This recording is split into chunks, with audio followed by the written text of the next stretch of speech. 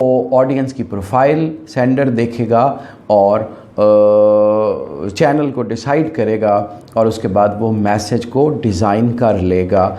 अब आपके पास वो जो एक पैकेट की सूरत में चीज़ तैयार हो गई, उसको हम बोलते हैं मैसेज, पैगाम और एनकोडेड आइडिया। ठीक हो गया। अब ये ज़बानी भी हो सकता है, तहरीरी भी हो सकता है, अल्फाज पर मुश्तमिल भी हो सकता है, अल्फाज के बग़ैर भी हो सकता है। अल्फाज के बग़ैर कैसे होगा? जैसे ही आप ऐसे करते हैं, आपस में जब आपकी अंडरस्टैंडिंग होती है, आप ऐसा वाला सिग्नल यूज़ करते हैं तो इसका मतलब है thumbs up, okay, good. Message का पर्पज़ क्लियर होगा तो ही मैसेज अपना पैगाम आगे, मैसेज में जो पैगाम है वो आगे ट्रांसफ़र हो पाएगा।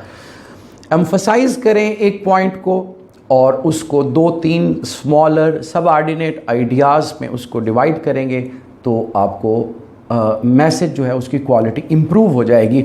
यूनिटी ऑफ थॉट्स होती है और कंसिस्टेंसी ऑफ एक्सप्रेशन होती है जो कि मैसेज को अच्छा बनाती है। वर्ड्स मैसेज में विविड और क्लियर और स्ट्रॉन्ग और एक्टिव यूज़ होने चाहिए। अगर आप वेग बात करेंगे, वीक बात करेंगे तो उसमें से वो एक्शन मिस हो जाएगा। मिसाल के तौर पर सेल्स के जो सीनियर्स होते हैं, जब वो अपने जूनियर्स के साथ टारगेट के डिस्कशन करते हैं, अब एक बंदा कहता है भाई ऐसे काम नहीं चलेगा, अगले महीने मुझे बहुत अच्छी सेल चाहिए। अब जो जूनियर है कंफ्यूज है कि बहुत अच्छी सेल से मुराद क्या है बड़े साहब की। तो मैसेज कैसे जाना चाहिए कि करंट सेल पर आपको 30% सेल इंक्रीज़ करके देनी है। बात समझ गए हैं आप लोग? ओके हो गया। और मुख्तसर और जामे बात होनी चाहिए, मुद्दा उसके अंदर बयान होना चाहिए, लंबी बात नहीं होनी चाहिए। कासिद पयाम शौक़ को इतना न देना तूल, कहना फ़कत ही उनसे आँखें तरस गई। दूजे पासे नहीं लेके जाना गाल में। इसके बाद वो मैसेज आगे चलेगा, किस रास्ते से किस वास्ते से जाएगा, that's what we call medium. Means by which message reaches the receiver, we call it medium. Channel, आपने ख़त लिखा, आपने ईमेल की, आपने टेक्स्ट यूज़ किया, व्हाट्सएप किया, जूम के ऊपर आपका कन्वर्सेशन हुआ, आपने वीडियो रिकॉर्ड करके भेजी, ये सारे चैनल की मिसालें हैं। इस वक्त हम जो है वो 1 to many लाइव नहीं है, 1 to many लाइव नहीं है, इंटरनेट के ज़रिए रिकॉर्डेड वीडियो हमारा पैगाम है और ये इंटरनेट के ऊपर यूट्यूब हमारा मीडियम है जिससे हम आपस में कनेक्ट हो रहे हैं। जनाब, तो क्या हुआ? अब हमने मीडियम सिलेक्ट कर लिया। मीडियम की सिलेक्शन में हमारा रिलेशनशिप विद द रिसीवर क्या है, मैसेज की अहमियत क्या है, मैसेज की कॉन्फिडेंशियलिटी की रिक्वायरमेंट क्या है। बहुत सारे सीक्रेट मैसेजेस होते हैं, वो हम बिल्कुल भी अफोर्ड नहीं कर सकते हैं किसी दूसरे माध्यम से भेजना, किसी दूसरे चैनल से भेजना। हम प्रेफर करते हैं कि इनको हम जाके ख़ुद डिलीवर करें। नामा बर ना मैसर हुआ तो खूब हुआ, ज़बान गैर से क्या शर्र आरज़ू करते, हमारे दिल की हालत कोई दूसरा आदमी कैसे बता सकता है। तो अर्जेंसी, कॉस्ट, कॉन्फिडेंशियलिटी, प्राइवेसी और size of the message also matters. आपको ख़याल रखना होगा कि जब आप क्लास के अंदर मौजूद हैं तो आप लाइव 1 to many सेशन में हैं। टीचर्स को या स्टूडेंट्स को, या जब आप लोग प्रेजेंटेशन तैयार करके अपने बिजनेस एनवायरनमेंट में प्रेजेंटेशंस दे रहे होंगे तो वहाँ पे आपने जो मैसेज कंस्ट्रक्ट करके डिलीवर करना है that is through live medium. उसमें आपके पास सेकंड चांस नहीं होता है। तो ये आपको बहुत अच्छी तरह से तैयार करके रखना। एक और मज़ेदार बात चैनल को समझने के लिए, हर क्लास में आई बिलीव कि आपने कॉलेज और यूनिवर्सिटी में जो लोग पढ़े हैं और स्कूल्स में भी, तो डिपार्टमेंट हेड का या किसी एक ख़ास टीचर का एक वो खबरी होता है जो कि सारी रिपोर्टें जाके देता है। ऑफ कोर्स हम लोग तो नहीं चाहते थे कि हमारी रिपोर्टें उस खबरी के ज़रिए पहुँचें। वो खबरी जो है वो उसका मीडियम होता है। यहाँ तक बात क्लियर हो गई है। चैनल आई बिलीव कि आपको समझ आ गया है। ऐसे सारे मैसेज जिनका आपको डर हो कि और किसी को नहीं मिलने चाहिए, उसके लिए आपको चैनल की सिलेक्शन में बहुत एहतियात बरतनी है। मिसाल के तौर पर अगर आप अपने सारे एकेडमिक क्रेडेंशियल्स को कहीं पोस्ट कर रहे हैं, जैसे हम लोगों को HEC में भेजने पड़ते हैं वेरीफाई करवाने के लिए, तो हम लोग बेहतरीन से बेहतरीन सर्विस जो है वो सिलेक्ट करते हैं ताकि हमारी वो चीज़ें खो ना जाएं। और ख़्याल रखा करें, गरोह आशिकां पकड़ा गया है, जो नामा बर रहे हैं, डर रहे हैं। आप पे ऐसी सिचुएशन नहीं आनी चाहिए। अच्छा जी, तो नेक्स्ट कौन है जी? नेक्स्ट है हमारे पास रिसीवर। उसको हम डिकोडर भी कहते हैं, पैगाम वसूल करने वाला। रिसीवर का काम क्या है कि वो जब पैगाम वसूल कर लेगा तो वो डीकोडिंग करेगा। Decoding opposite to the encoding. Encoding में क्या हुआ था, आईडीए ने अल्फाज या अंदाज की शक्ल अख्तियार की थी। यहाँ पे वो अल्फाज, सिंबल और सिग्नल वापस ख़याल की सूरत में परसीव किया जाएगा, कॉम्प्रीहेंड और अंडरस्टैंड किया जाएगा बाय होम, बाय रिसीवर।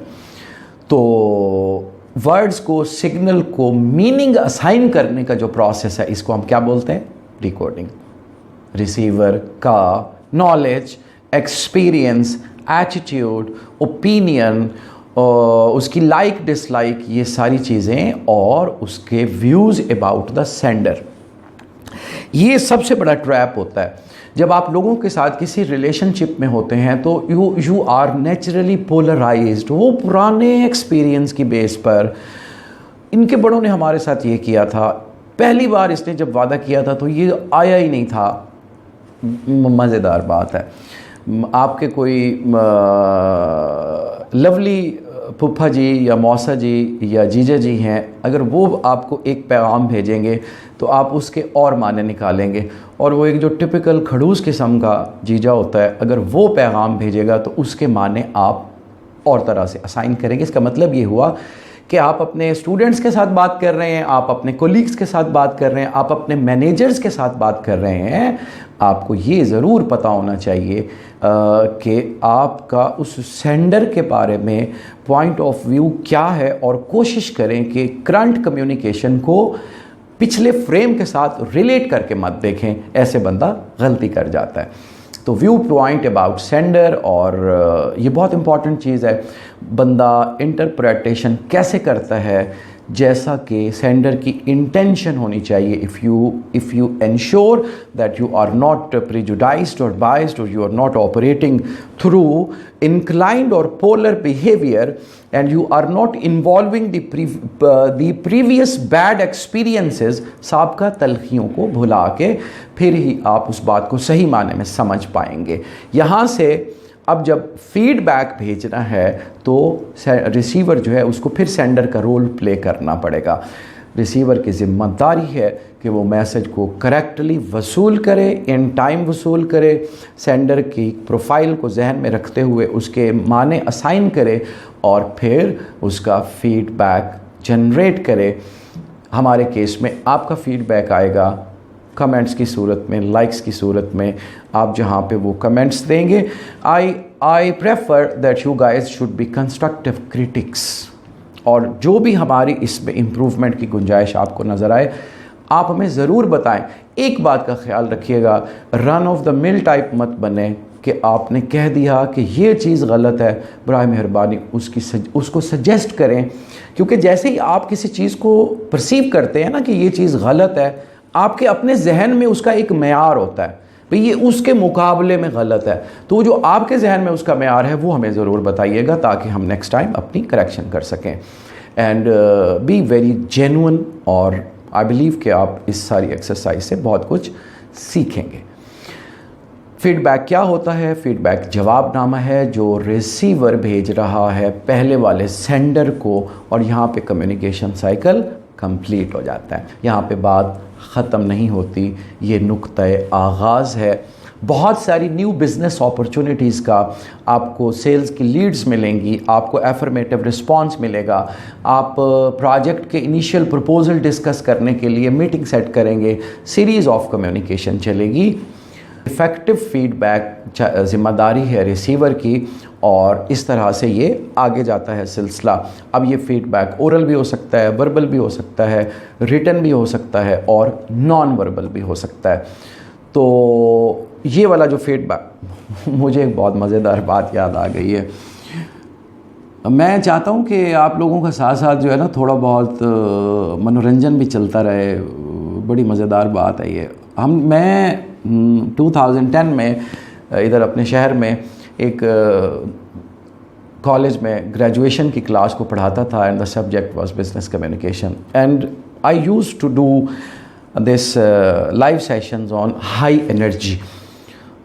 यहाँ पे फिर आदत नहीं होती तो छोटी छोटी एक्सरसाइजेस करवाते हैं। मेरी क्लास में मैंने जब काम शुरू करवाया तो I decided with them this signal कि मैं जब आपसे पूछूं कि समझ आ गया है, ओके हो गया है, तो आगे से आपने ऐसे मुझे शो करना है ताकि मैं उससे आगे चल सकूं।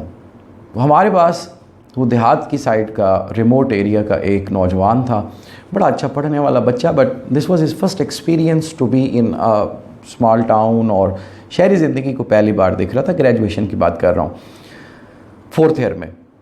तो ये वाला जेस्चर हमने डिसाइड कर लिया और दिस वाज वेरी गुड। ऐसा करने में वैसे भी देखो एनर्जी आती है।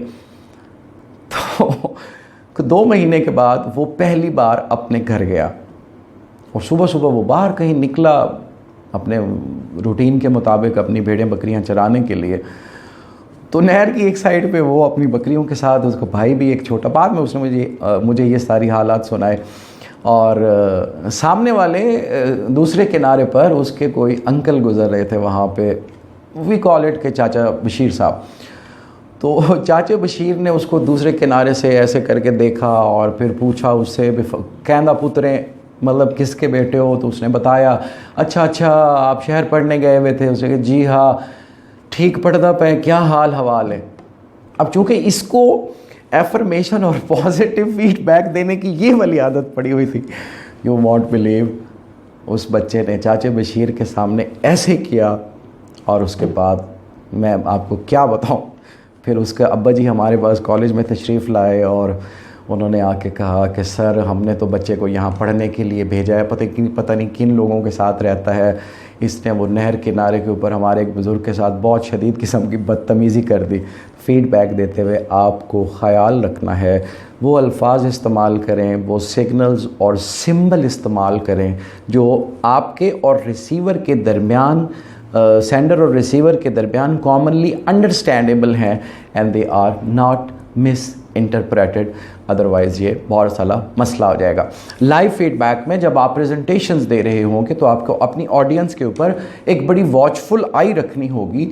आपकी ऑडियंस मुंह बना रही है, वो मोबाइल यूज़ कर रहे हैं, चेहरे पे खुशी है, क्या वो बार बार अपनी घड़ी देख रहे हैं, कुर्सी पे बैठे हुए अपना पहलू बदल रहे हैं, they are feeling bored, they are feeling excited, उनका लर्निंग मोड ऑन है, वो रिसीव कर रहे हैं, रिपेल कर रहे हैं।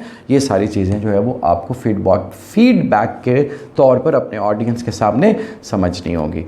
तो इस यहाँ पे ये जो हमारा मेन साइकिल है कम्युनिकेशन मॉडल का, ये यहाँ पे कंप्लीट होता है। लास्ट पार्ट है इसका नॉइज़। नॉइज़ को आप ऐसे समझ लें कि वो चीज़ें जो बैरूनी तौर पर या अंदरूनी तौर पर आपके कम्युनिकेशन के इन सारे स्टेप्स पर आपको डिस्टर्ब करने की कोशिश करती हैं, उनको हम नॉइज़ कहते हैं। Anything which tends to decrease the effectiveness of communication, उसको हम नॉइज़ कहेंगे। बेसिकली उसको बैरियर कहते हैं, और बैरियर जो है वो बहुत बड़ा टॉपिक है, वो हम अपनी प्रेजेंटेशन स्किल्स वाली उसके बाद रिकॉर्ड करवाएंगे।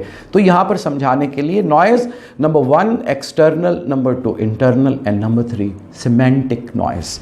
एक्सटर्नल नॉइज़ क्या होगा? बच्चों का शोर आ रहा है, हमसाए के घर जनाब लेंटर डल रहा है, वहाँ से आवाज़ें आ रही हैं, आपका एसी फ़ैन चूँ चूँ कर रहे हैं, आप कुर्सी पे बैठे हुए हैं, वो शोर कर रही है। ये सारे एक्सटर्नल नॉइज़ेज़ हैं, यू कैन एलिमिनेट दैम किसी हद तक।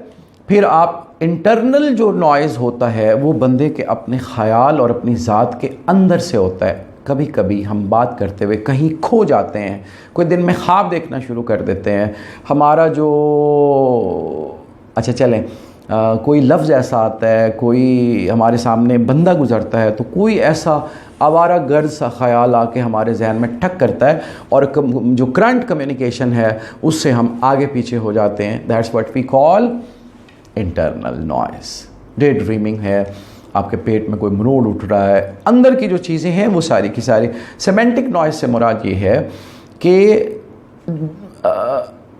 जो डिफरेंस ऑफ अंडरस्टैंडिंग है अल्फाज का, जॉर्गन्स का और एनेक्डोट्स का, मैं इसको एक मिसाल में कहता हूँ। मिसाल के तौर पे कोई बंदा लफ्ज़ इस्तेमाल करता है वीड। अब वीड का मतलब जड़ी बूटियाँ भी होता है। कोई बंदा इसको वीड को जड़ी बूटी समझ सकता है। आपके लॉन के पीछे घास के साथ गंदी जड़ी बूटियाँ हैं जिनको आपने जो है वो माली को बुला के साफ़ करवाने, आपके लिए वो वीड्स हैं। लेकिन कुछ कल्चर्स में वीड्स का जो फर्स्ट मीनिंग लिया जाता है वो ड्रग्स से रिलेटेड होता है, ऐसे पौधे जिनसे बंदे फिर नशा करते हैं। तो आपको ख्याल रखना है कि आप सेमेंटिक नॉइज़ का शिकार तो नहीं हो रहे हैं। नॉइज़ को मिनिमाइज़ करना इंटरनल और एक्सटर्नल को बहुत ज़्यादा ज़रूरी है। तो यहाँ पर हमारा जो आज का टॉपिक है प्रोसेस ऑफ कम्युनिकेशन का या मॉडल ऑफ कम्युनिकेशन, उसको हम कहते हैं, साइकिल ऑफ कम्युनिकेशन भी कहते हैं, यहाँ पे ये ख़त्म होता है। आपको क्या करना है इस सेशन के एंड पर? आई बिलीव कि आप लोगों ने कुछ ना कुछ अपने पास इसमें से लिखा है और उसकी बेस पर आपने क्या करना है, अपने आप को एवेलुएट करें, असेस करें। अगर आप सेंडर हैं तो आप क्या अच्छी चीज़ें करते हैं, क्या चीज़ें आपको बेहतर बनाने की ज़रूरत है। जब आप कोई पैगाम भेजने लगते हैं, चैनल की सिलेक्शन करते हैं, तो उस वक़्त आप कैसे करते हैं, और सॉरी मैसेज की बात मैं भूल गया, तो मैसेज डिज़ाइन करते हुए आप चॉइस ऑफ वर्ड का, आप उसके एक्सप्रेशन का, आप लफ्ज़ की क़ुव्वत का ख़याल रखते हैं या नहीं रखते हैं। आप एज़ अ रिसीवर अच्छे आदमी हैं, आप वसूल करते हुए किसी बायसनेस का या किसी बुग़्ज़-ओ-अनाद का या प्रीवियस एक्सपीरियंसेस की बेस पर उसको गलत माने तो नहीं दे लेते हैं। तो आपको इंश्योर करना है कि आपके सिस्टम में से इंटरनल और एक्सटर्नल बैरियर्स जो हैं उनको आपने रिड्यूस करना है because of understanding of this process. ठीक हो गया? आप अपने आप को कहाँ पे देखते हैं, कहाँ पर आपको इम्प्रूव करने की ज़रूरत है, पहले आप कहाँ थोड़ी थोड़ी गलती करते थे, आज के लेक्चर के बाद वो कैसे नहीं होनी चाहिए। मैंने आपको बहुत अच्छी डिटेल बताई है and I believe you guys will benefit from this. और हाँ, चैनल को आपकी सपोर्ट चाहिए कि नहीं चाहिए, आप डिसाइड करेंगे। मैं अपना काम कोशिश कर रहा हूँ कि बहुत अच्छे तरीके से करूँ। आपका काम, पहला काम आपका क्या है कि जो मैंने आपसे गुजारिशात की हैं अपनी इवैल्यूएशन से रिलेटेड उसको करें, और फिर बाकी आपको पता है भाई, आप कमेंट करेंगे, लाइक करेंगे, सब्सक्राइब करेंगे। यार ये लफ्ज़ बहुत मुश्किल है। सब्सक्राइब करेंगे और वो घंटी को दबा देंगे और शेयर करेंगे।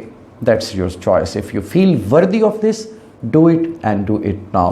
Thank you very much and good luck.